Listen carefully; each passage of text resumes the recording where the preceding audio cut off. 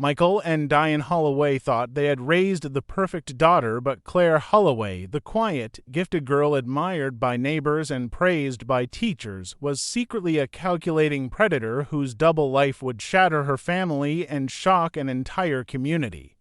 The Holloways were the kind of family that people envied from a distance. Their house, a neat two-story home with white shutters and a trimmed lawn, stood as a picture of stability in a quiet suburban town where everyone seemed to know everyone else. Michael Holloway worked as an insurance agent, his reputation built on honesty and dependability. Diane, once a nurse, dedicated her time to community projects and church events. They raised their only child, Claire, with love, discipline, and opportunity. To their friends and neighbors, the Holloways embodied the perfect family, one without cracks or shadows. Claire herself appeared to be every parent's dream. She was graceful and intelligent, a child who seemed incapable of rebellion. She played the piano at school recitals, her fingers gliding across the keys with effortless control. Teachers praised her essays, noting the maturity in her words. At the local animal shelter, she worked tirelessly, feeding the dogs, cleaning cages, and coaxing shy cats out of corners with quiet patience. She was polite in conversation, never raising her voice, never stepping out of line. To outsiders, she was a portrait of innocence. Her parents watched her with pride. At family gatherings, relatives marveled at how well-mannered she was.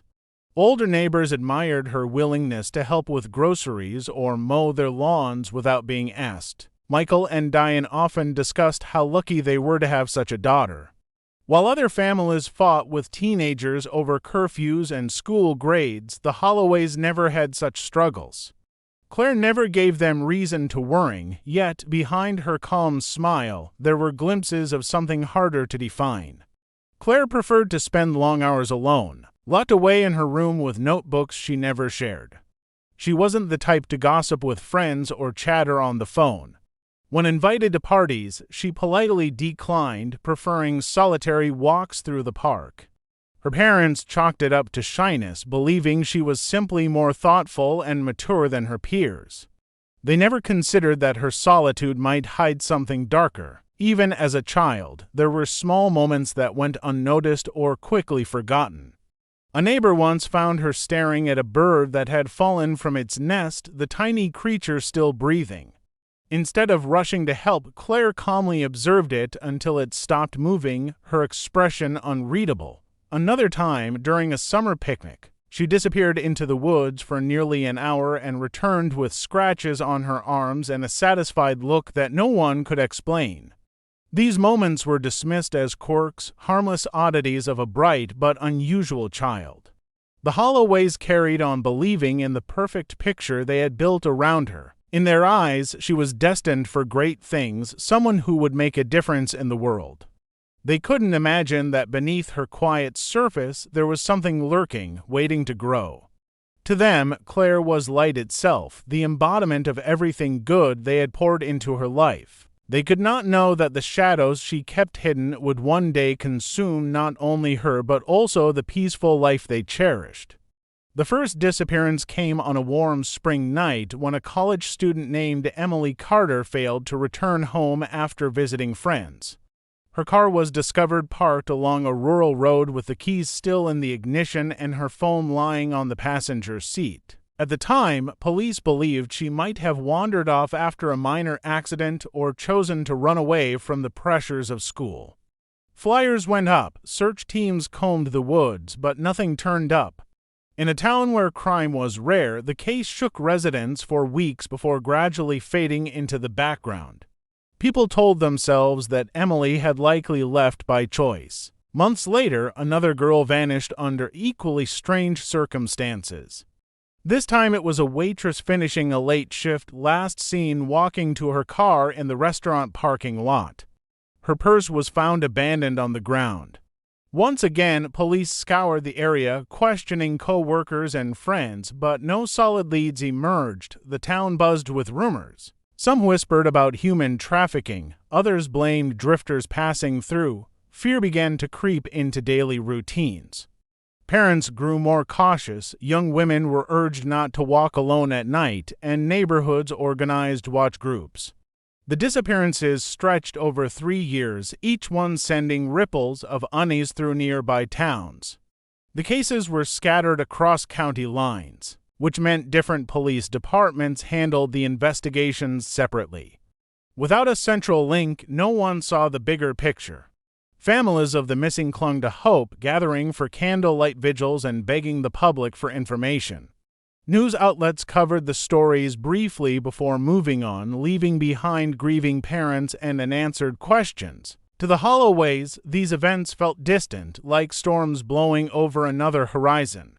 They watched the reports on television, shaken like everyone else, but never once imagined any connection to their family. Claire listened too, her face calm as she sat on the living room couch beside her parents. If her eyes lingered too long on the screen, no one noticed. She offered no opinions, only quiet nods whenever her mother sighed at the tragedies unfolding nearby. It was only when detectives knocked on the Holloway front door that the fear became personal.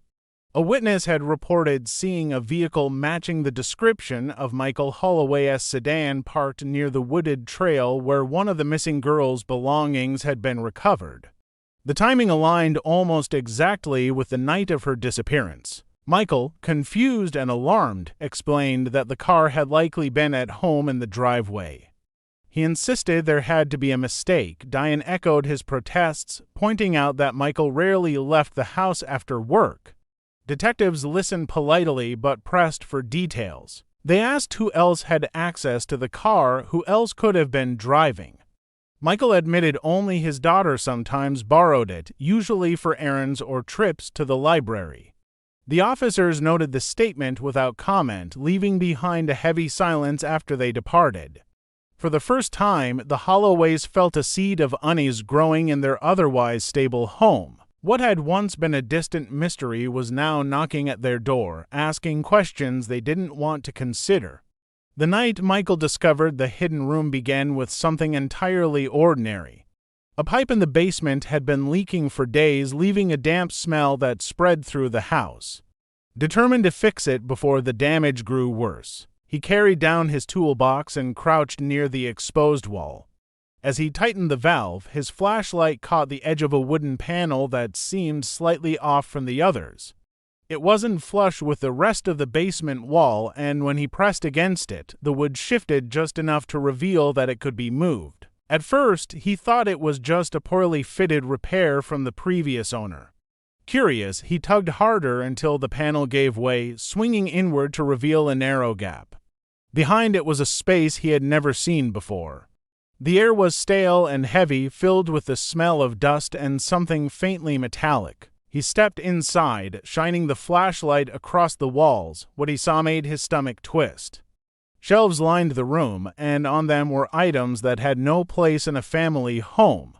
Old journals stacked in neat piles, photographs pinned carefully in rows. Objects that seemed trivial at first glance: bracelets, hair clips, worn sneakers, but each one was labeled with a date written in Claire's familiar handwriting. He picked up a journal and flipped it open. The words inside were written with precision, page after page of detailed accounts. They described how a girl had been followed for weeks, what bus she took, where she ate lunch, how she often walked alone. Then the entries shifted into colder territory, describing the night she disappeared and the method of her death. The handwriting never wavered, the tone never betrayed hesitation. Michael dropped the journal as if it had burned him. His heart raced in disbelief, his mind refusing to accept what his eyes had seen. Diane, hearing the noise, hurried down the stairs. When she entered the hidden room, her reaction mirrored his: shock, confusion, denial. Together they scanned the walls covered with photographs, each face eerily familiar from news reports.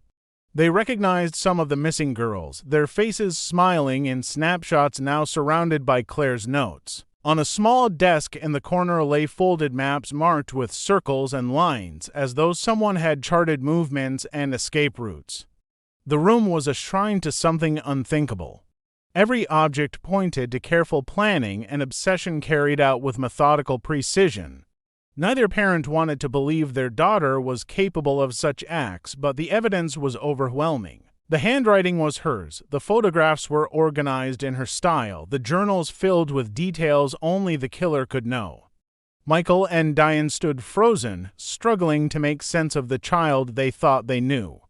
The basement was no longer part of their safe home, it had become a tomb of secrets. What they uncovered that night shattered the image of perfection they had built around their daughter. The hidden room did not belong to strangers, nor to some unknown intruder. It belonged to Claire. And with that realization came a silence heavier than any sound they had ever heard. The investigation that followed tore away the last fragments of denial. Once police were alerted to the hidden room, they cataloged every item with clinical precision. The shelves of trophies, the journals, the maps, everything was boxed and taken as evidence. Forensic teams confirmed what the Holloways had feared. Fingerprints, DNA traces, and handwriting samples all linked directly to Claire. The journals weren't stories or fantasies as some might have hoped. They were records, cold and exact, describing real crimes that had baffled investigators for years. Each entry corresponded with one of the unsolved disappearances. The hidden room became the missing link tying together cases that had once seemed random. Authorities began to reconstruct Claire's double life. To her parents and neighbors, she was a quiet, disciplined young woman who excelled in school and avoided trouble. But when examined closely, a different pattern emerged. Surveillance footage placed her near bus stops, diners, and libraries where victims were last seen. Phone records showed gaps in her timeline that matched the nights of disappearances. She had deliberately used her father's car on several occasions, creating an explanation for witnesses who reported seeing the vehicle near crime scenes. The careful planning was undeniable. Investigators described Claire's methods with a detached tone that made them even more chilling. She stalked her victims patiently, learning their habits and waiting for the right moment.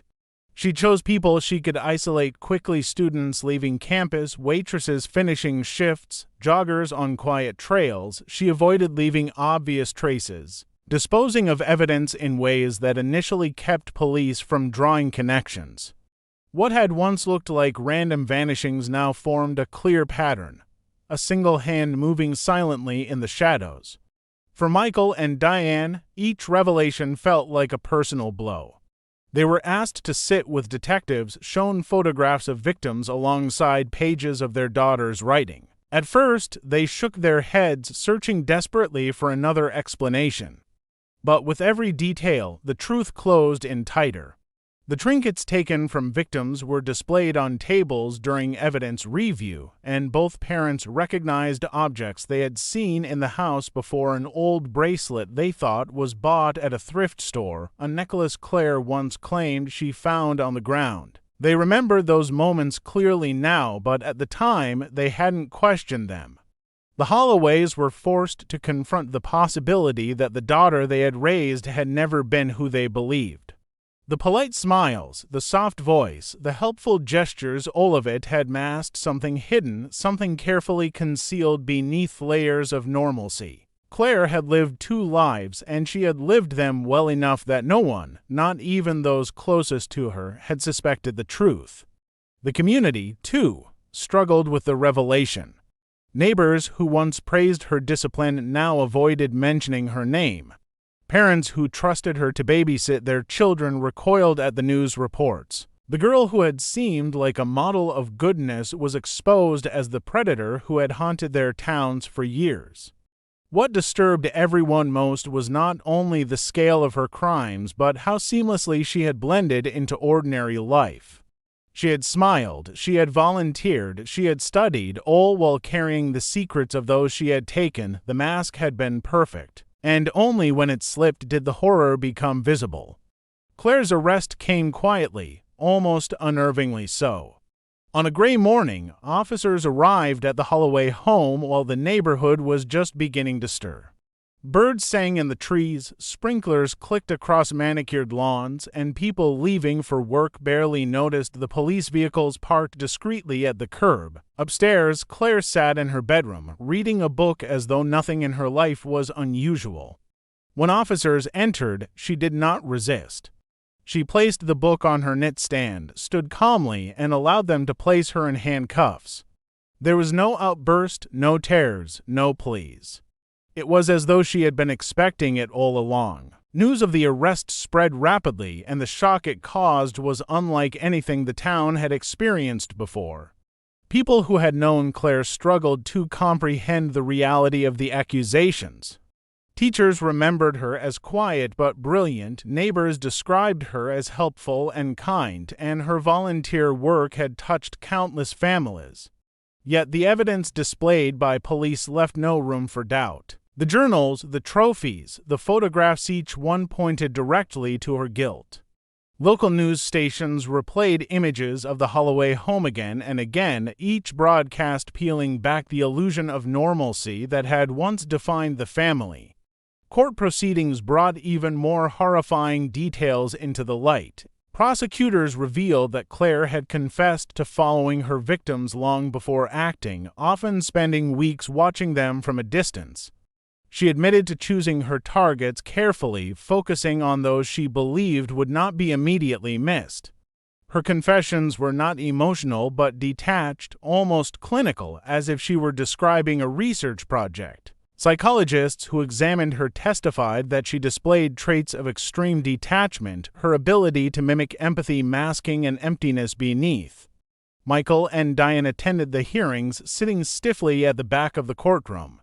They listened as their daughter was described not as a brilliant student or a loving child, but as a predator who had ended 12 lives. Each testimony carved deeper into their sense of identity. How could they reconcile the daughter they raised with the monster painted by investigators?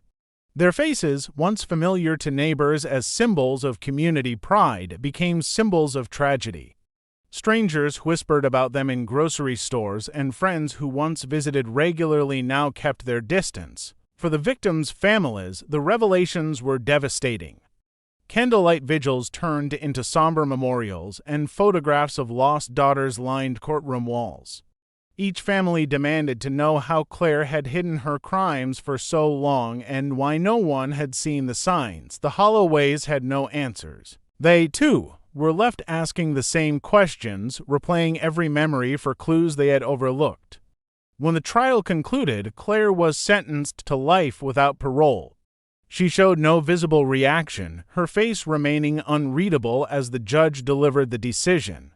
Outside the courthouse, reporters swarmed, their voices carrying the same phrase again and again, the parents who discovered their daughter was a killer. For Michael and Diane, those words would never fade. Their lives, once defined by pride in their child, were now consumed by the weight of her crimes. In the end, the story was not just about a series of murders, but about the silence in which they were carried out. Claire's ability to exist as both the perfect daughter and a hidden predator forced an entire community to question how well anyone can truly know another person. For her parents, the question was even more unbearable.